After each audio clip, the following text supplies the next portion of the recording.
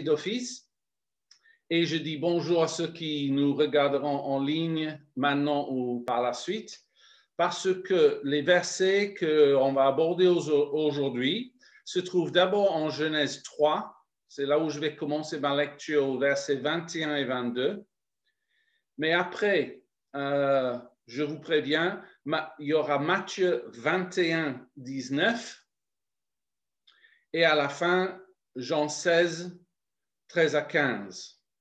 Donc, on y va, on lit avec joie la parole de Dieu ensemble. Je commence en Genèse 3, 21. L'Éternel Dieu fit à Adam et sa femme des habits de peau et ils les ont revêtis. L'Éternel Dieu dit, voici, l'homme est devenu comme l'un de nous pour la connaissance du bien et du mal. Empêchons-le maintenant d'avancer sa main, de prendre de l'arbre de vie, d'en manger et de vivre éternellement.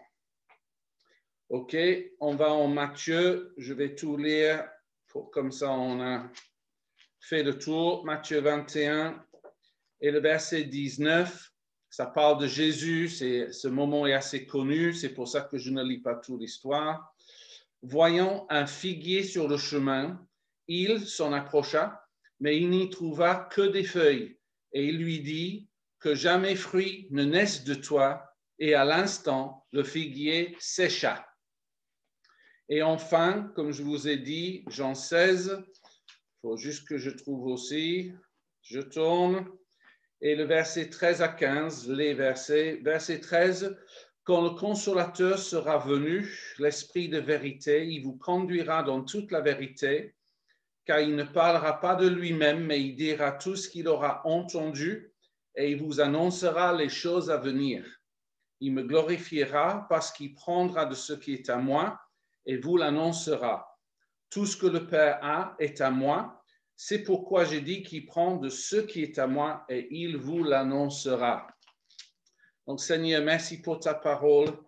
Nous savons tous qu'elle est esprit et vie, mais nous savons que c'est par la foi, en fait, que nous recevons cela comme un message divin dans nos vies. C'est par la foi que nous entendons pas juste les pensées humaines, mais l'Esprit de Dieu qui veut à la fois nous éclairer, mais aussi nous transformer. Et nous t'accordons le droit de transformer nos vies pour la gloire de Jésus-Christ. Amen. Donc, pour tout vous dire, moi, en préparant cette semaine, j'avais une envie grandissante en moi et c'était d'avancer dans les enseignements sur le Saint-Esprit. J'avais des choses de prévues, mais chaque fois quand j'abordais la préparation de mon message, je sentais que Dieu me disait, non, Steve, je ralentis, tu dois souligner certaines choses que tu as déjà abordées ou avec Steve Jaffa, nous avons déjà abordé les mercredis soirs. Alors, ce n'est pas pour répéter exactement ce qui a déjà été dit, mais c'est parce que mettons qu'il y a à peu près un tiers de l'Église qui assiste régulièrement le mercredi, ça veut dire qu'il y a 2/3 des personnes devant moi là qui n'ont pas entendu quelques principes importants. Et c'était comme si l'Esprit me disait, ça, tu vas devoir poser comme un fondement parce que pour mieux construire pour l'avenir. Donc, c'est pour ça que je me permets de commencer avec ces 2 versets en Genèse. Et les fondements, si vous avez déjà entendu certaines choses, bon, réjouissez-vous et c'est pas grave, il y aura du nouveau aussi. Donc, vous êtes tous au courant que Dieu avait interdit le fruit d'un seul arbre dans le jardin d'Éden, cet arbre de la connaissance du bien et du mal. Et là, c'est là où je vais vous avouer quelque chose. Ça, je le savais, mais pendant des années, je ne comprenais vraiment pas où était le problème. J'avais compris, comme vous, que si Dieu dit non, j'interdis telle chose, ben c'est interdit. Ça, c'est pas compliqué. Mais au fond de moi, je me disais, mais il est où le problème, en fait, avec la notion d'avoir la connaissance du bien et du mal. Pourquoi c'est tellement dangereux? Pourquoi c'est interdit? Et c'est vraiment en étudiant avec Steve et le mercredi soir entre Romains 5 et 7, je dirais, que j'ai l'impression que j'ai enfin sondé le fond de la question. Je me dis, ah, merci pour la révélation, Seigneur, tu m'éclaires sur ce point. Et ce que nous avons découvert d'abord, c'est que globalement, je sais que je simplifie, mais il y a deux façons pour nous de nous approcher de Dieu. Une, c'est on se base plutôt sur la loi, sur les règles chrétiennes, sur les choses à faire, ne pas faire, etc. Mais Romain explique clairement qu'il y a une meilleure façon de s'approcher de Dieu, et ça, c'est en s'appuyant sur sa grâce et en se laissant conduire par l'Esprit de Dieu. Ceux qui sont de vrais fils sont conduits par l'Esprit, Paul va dire.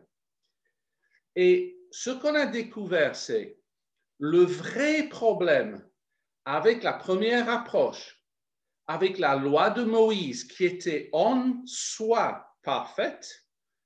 Il n'y a pas de mauvaises choses en soi contenues dans la loi, ce n'est pas ça la question. Le grand problème, c'est l'effet de la loi dans nos vies. Et c'est ça qu'on a vraiment commencé à comprendre. Parce que Paul explique que la loi introduit la notion du péché. Sans la loi, on n'est même pas conscient de ce que c'est vraiment un péché devant Dieu. Mais Paul va plus loin et il va employer des mots du genre « la loi suscite le péché ». Ou même, et là je vais citer Romains 7,5, « les passions des péchés sont provoquées par la loi et agissent dans nos membres ». Donc, avec tout cela, voici ce qu'on a compris. L'arbre de la connaissance du bien et du mal représente la loi. Parce que la loi nous donne justement la connaissance du bien à faire et le mal à éviter. C'est identique. Et Dieu savait que si Adam et Ève mangeaient ce fruit-là, la conséquence, ce serait d'éveiller le péché et le désir de poursuivre le péché dans leur vie. Et ils voulaient à tout prix éviter cela, mais vous avez lu la suite de l'histoire. Donc, on doit se poser vraiment une question. Et cette série des mercredis soirs m'a poussé à vraiment réfléchir sur ma vie. Et je parle en tant que chrétien de 40 ans. Je me suis posé cette question. Est-ce que vraiment je poursuis ma relation avec Dieu par l'Esprit Saint ou par l'obéissance à certaines règles? Par exemple, est-ce que tu prends simplement plaisir à être dans la présence de Dieu, sans compter, on va dire, ou est-ce que tu regardes l'heure? Voilà, j'ai accompli ce que je me suis donné comme objectif pour mon culte personnel. Aïe, aïe, aïe. Et j'ai pensé à un exemple que je veux vous donner maintenant. Et je veux vous avouer que je l'ai vu dans ma propre vie par moments dans le passé, mais je l'ai vu aussi dans certaines de vos vies. Je suis désolé. Cet exemple, c'est un peu, on peut dire, drôle ou amusant, mais juste considérer la réalité derrière. OK, donc je prends un contexte neutre, comme ça, il n'y a personne qui se sent ciblé. Le contexte, on va dire, c'est qu'il y a deux chrétiens qui sont en colocation. C'est tout ce que je dis. OK. Il y en a un qui est très à cheval sur la notion de l'importance de lire la Bible. Il n'a pas tort. La Bible est importante. Mais le problème, c'est qu'il juge dans son cœur son coloc qui ne lit pas autant la Bible que lui.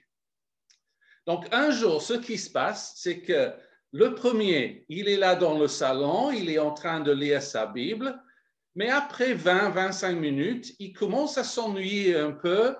Il voit que son téléphone est là, son portable, il le prend, il voit un nouveau jeu, il commence à jouer sur le portable.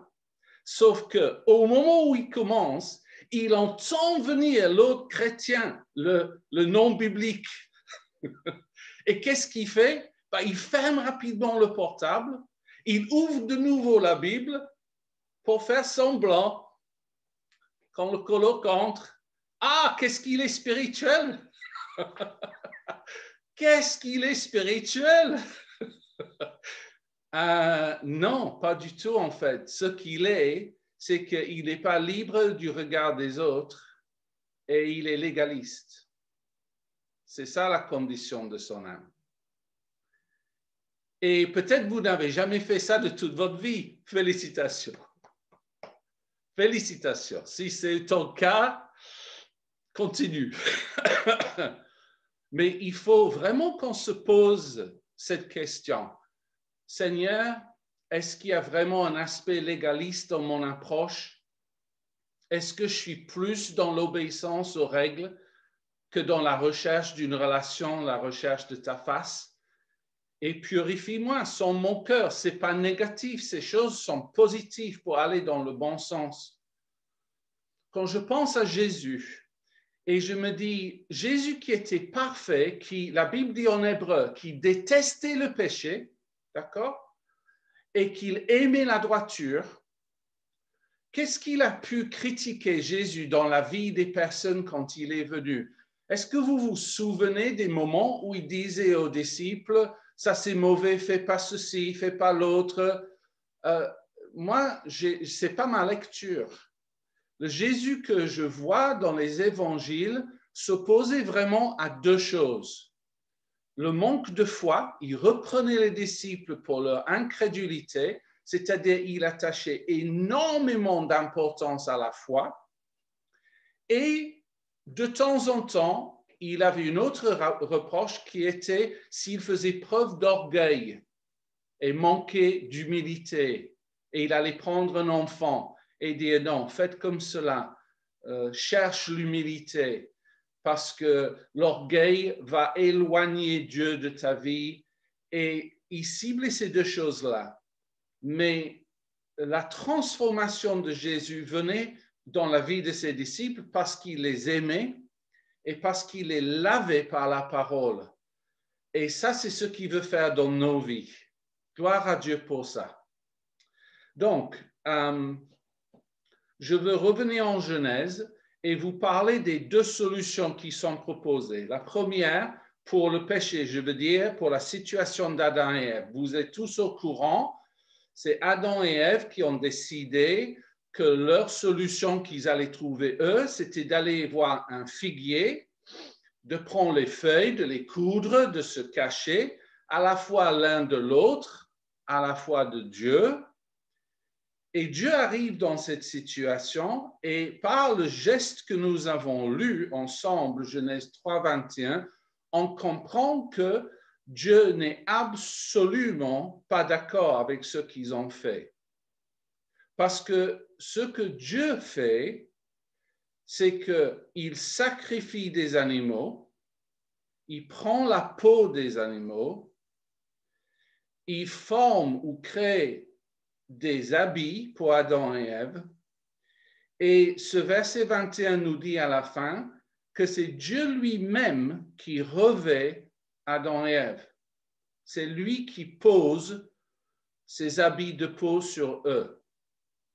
Et il y a tout un message qui est tellement important pour nous parce que nous avons tendance, je parle de la chair humainement parlant, nous avons tendance, si on est légaliste, à vouloir réparer les dégâts nous-mêmes, à vouloir chercher nos propres solutions pour nous purifier nous-mêmes et parfois à nous cacher de Dieu carrément.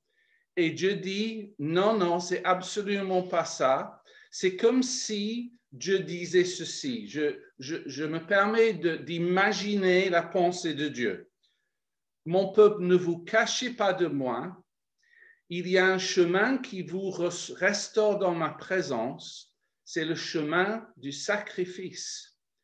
Mais pas un sacrifice que vous allez faire. C'est un sacrifice que j'ai déjà fait, car c'est moi qui vous revais. N'essayez pas de couvrir votre honte par vos propres moyens. Laissez-moi enlever votre honte une fois pour toutes. Et ça reste valable pour nous aujourd'hui. Aujourd'hui, moi, j'ai face à moi là des gens qui sont revêtus de Christ. C'est ce que la Bible dit. Et quand vous êtes revêtus de Christ, la honte est enlevée et il n'y a plus aucune condamnation. Nous avons droit à être le peuple le plus joyeux sur terre parce que ça ne dépend plus de nos propres efforts, de notre propre pureté. C'est tout est grâce, tout est cadeau, tout est paix avec Dieu. Alléluia. Et c'est ça que Dieu veut pour nous. Alors, ce que je vais dire maintenant concernant les versets en Matthieu, je ne veux pas dire que j'ai forcément la seule explication, mais ce qui m'a interpellé, c'est ce fait que quand Jésus maudit le figuier, c'est la seule chose dans toute la création que Jésus maudit. Il n'y a que ça. Et donc, j'attache une certaine importance et je dis pourquoi. Et quand je considère que Adam et Ève sont allés chercher une feuille de figuier pour toutes les mauvaises raisons que je viens d'énumérer, j'arrive à cette conclusion que la feuille de figuier pour Jésus, sans fruit, comme il l'a trouvé, ça représente les hommes qui se cachent de Dieu, les hommes qui veulent couvrir leur propre péché et les hommes qui ne portent aucun fruit dans leur vie. Et c'est ça que Jésus maudit, parce que ce n'est pas possible de trouver la vie de Dieu avec cette approche dans son cœur. La vie de Dieu se trouve ailleurs.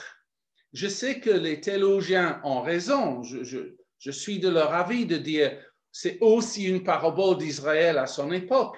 Mais je pense que c'est plus. C'est pas que Israël qui était légaliste.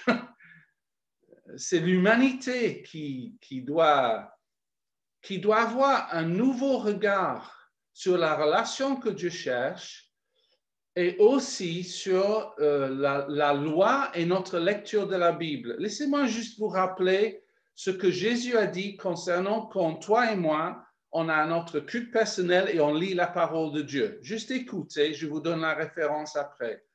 Il a dit, vous sondez les Écritures parce que vous pensez avoir en elles la vie éternelle.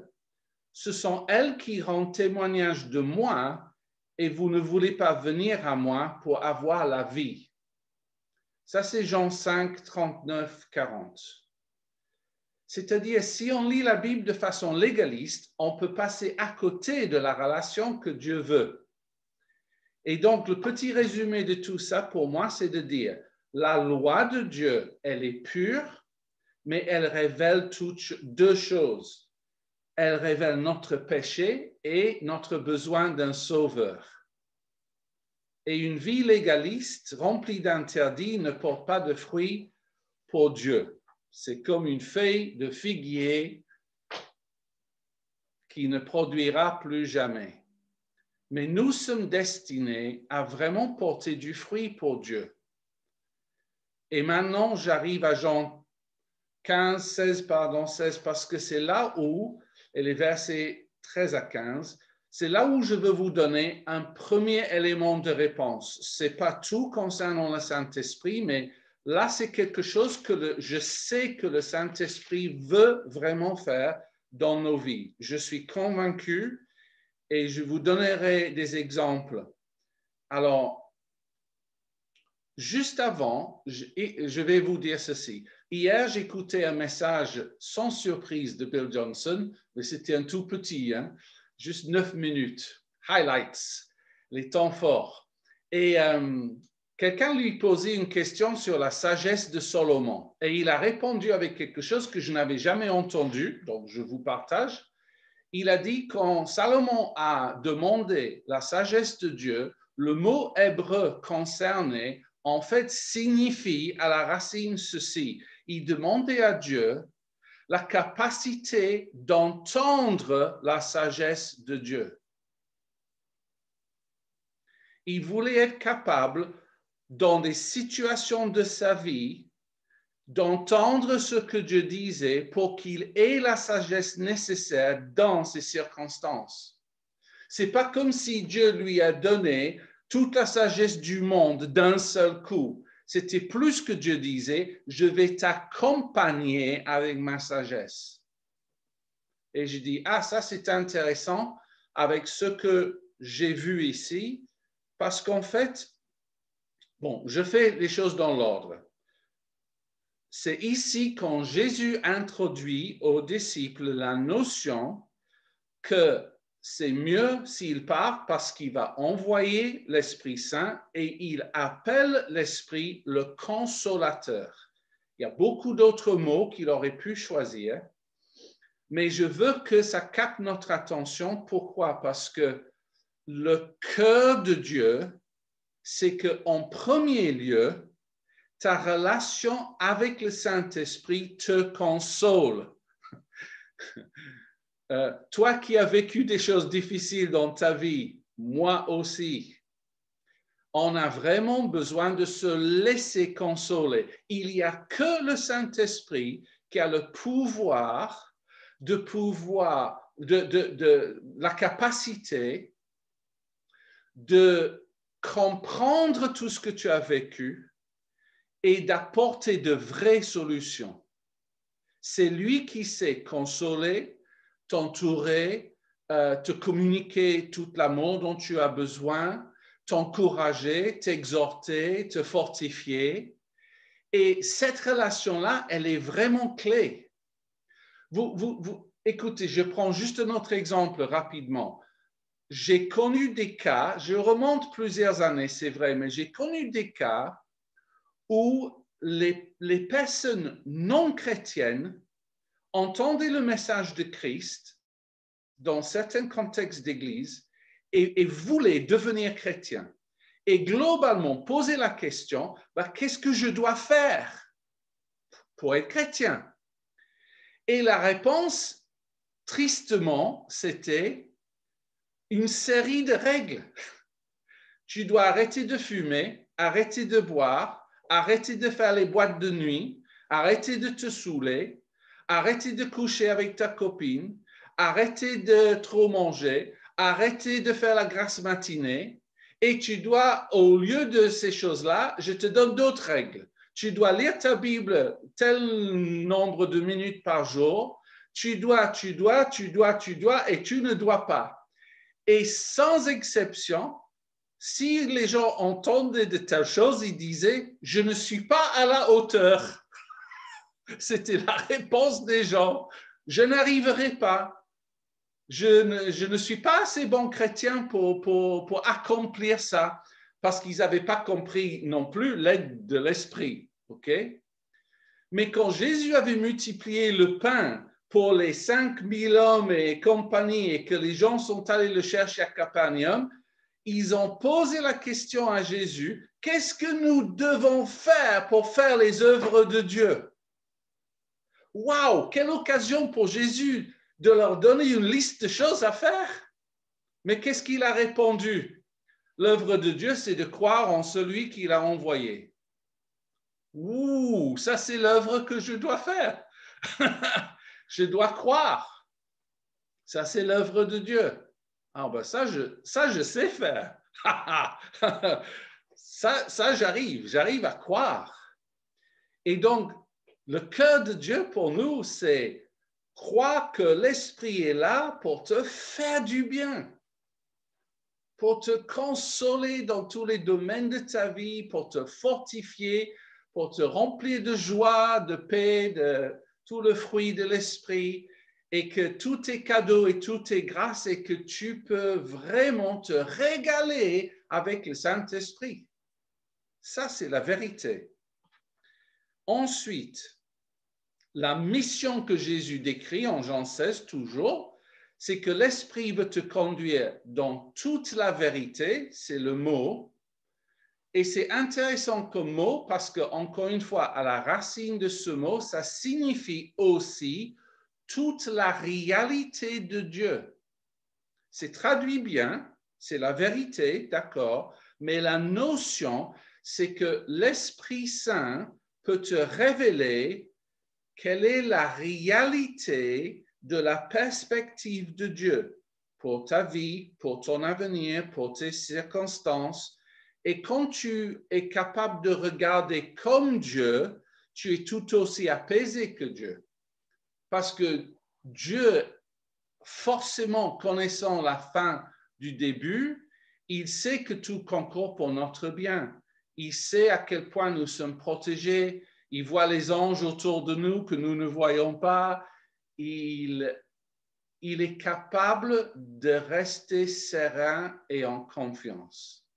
Et il veut ça pour nous. Alors, comment il va faire ça? Et j'arrive vraiment vers ma conclusion. C'est que vous avez ces trois versets, Jean 16, 13, 14, 15. Et à la fin de chaque verset, Jésus donne une promesse. Et il dit, le Saint-Esprit t'annoncera quelque chose. C'est répété 3 fois. Et ça, c'est important pour nous parce que bibliquement, tout est établi par les témoignages de 2 ou 3 personnes. Donc, c'est la façon dont Jésus se sert, ou une des façons pour dire ce que je dis là, c'est absolument certain. Alors, ce qui est certain, d'abord, le principe, c'est le Saint-Esprit nous est donné pour nous annoncer des choses. Donc, attention à comment tu réfléchis. Il faut pas se dire, moi, je n'ai pas l'impression que le Saint-Esprit m'annonce quoi que ce soit. Ça, c'est un faux raisonnement. Ta théologie est basée sur ton passé. Oublie ça. Le bon raisonnement, c'est de dire, mince, je suis passé à côté de quelque chose de précieux. Le Saint-Esprit veut m'annoncer des choses, ok, à moi d'écouter alors. Alors, qu'est-ce qu'il veut m'annoncer? Verset 13, il veut ou il va vous annoncer les choses à venir. Vous imaginez ça? Le Saint-Esprit veut parler de ton avenir avec toi. Il veut te donner une vision pour ta vie. Il veut te parler de ta destinée. Il n'est pas limité dans les aspects de ton avenir qu'il veut te révéler, mais c'est sûr qu'il veut te les révéler. Alors, je me permets de vous donner un exemple de ma vie, juste pour concrétiser. Quand je méditais moi-même ces choses, je me suis dit, Seigneur, c'est dangereux même pour un prédicateur de prêcher les choses qu'il ne pratique pas. Là, on n'est plus dans la réalité, on est dans une théorie et ça passe pas pour moi. Donc, j'ai dit, je vais me placer devant le Saint-Esprit et je vais demander au Saint-Esprit de me parler des choses à venir dans ma vie. Et je n'ai pas précisé plus que ça. Je n'ai pas dit les choses à venir aujourd'hui ou la semaine prochaine. J'ai juste dit, parle-moi des choses à venir. Et voici ce qui s'est passé pour moi. C'était comme si j'avais ouvert une porte et la voix de l'Esprit a commencé à m'inonder et il a dit, et je ne le cite pas parce qu'en fait, je n'ai pas entendu une voix audible, j'ai eu toute une série de pensées qui m'ont rempli et les voici. Steve, je veux te parler du retour de Jésus parce que te concernant, il y a surtout 2 choses que Jésus veut que tu vives quand il revient. Et il veut que tu sois au courant de ces 2 choses. La première chose, c'est que Jésus a très, très envie que tu puisses voir sa face, que tu puisses le regarder en face à face et être émerveillé par qui il est, et tu vas comprendre la grandeur de ton Dieu et de ton Sauveur. Et Jésus veut ce face à face avec toi. Il désire ça ardemment. Et je sais que beaucoup d'autres choses vont se produire quand Jésus reviendra, mais comprends, Steve, que dans le cœur de Jésus, ce désir de te rencontrer est très fort. Et j'entendais ça dans mon esprit. Et après, il m'a dit, et la deuxième chose que Jésus veut te communiquer, c'est que quand il revient, ce serait avec des récompenses. Et il a très envie de te donner des récompenses que tu auras à cause des choses que tu fais pour lui par la foi et par l'obéissance.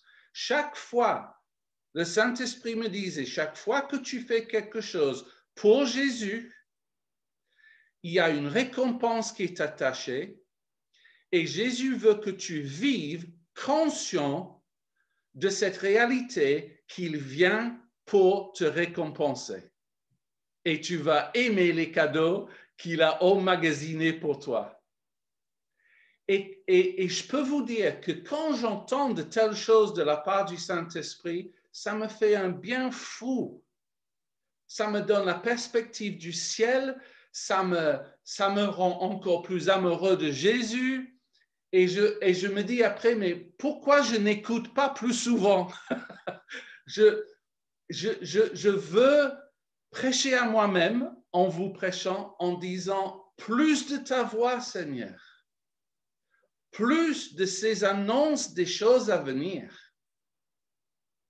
Et ça, c'est juste le verset 13. Le verset 14, c'est là où Jésus dit, l'Esprit Saint veut t'annoncer ce qui m'appartient à moi, Jésus, que je veux te donner. Ça veut dire, je veux te donner mon autorité.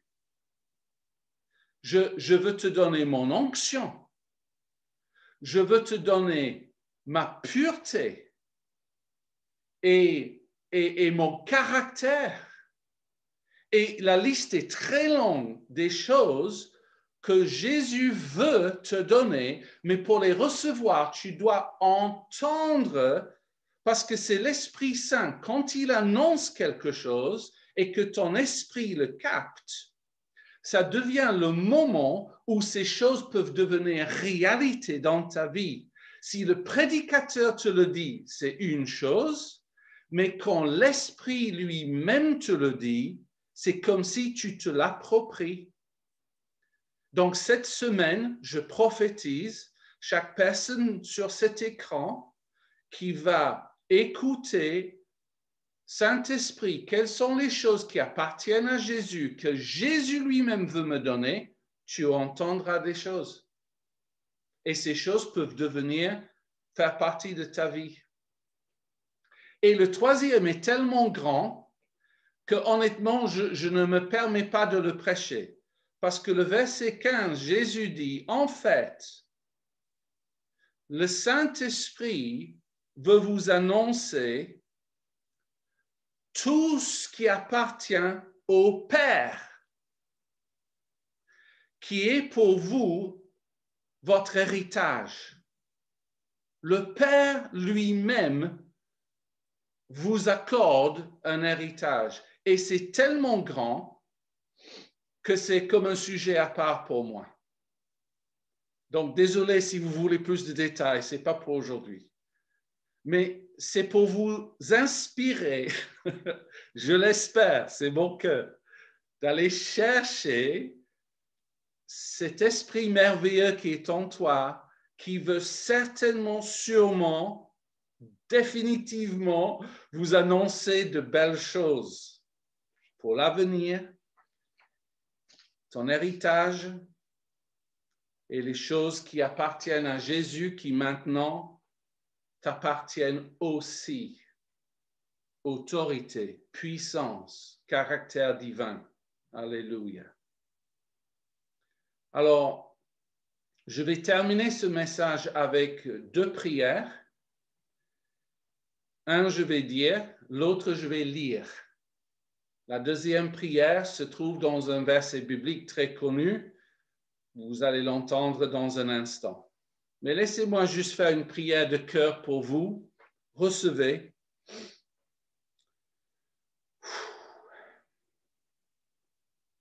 Saint-Esprit, tu es l'esprit de liberté.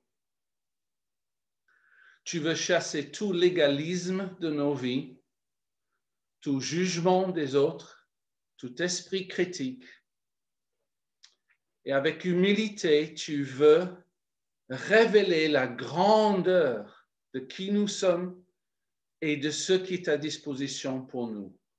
Donc, je prie pour mes frères et sœurs que j'aime, parce que ce que je veux, c'est qu'ils reçoivent de ta part cette envie de grandir en connaissance avec l'Esprit de Dieu, d'écouter, de t'écouter toi, Saint-Esprit.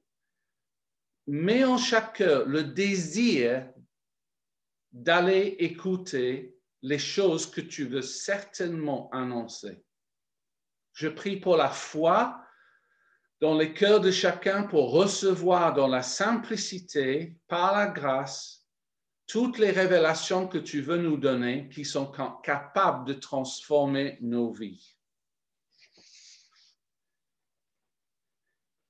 Et maintenant, je vous lis une prière qui est très simple, mais je vous demande de méditer cette semaine.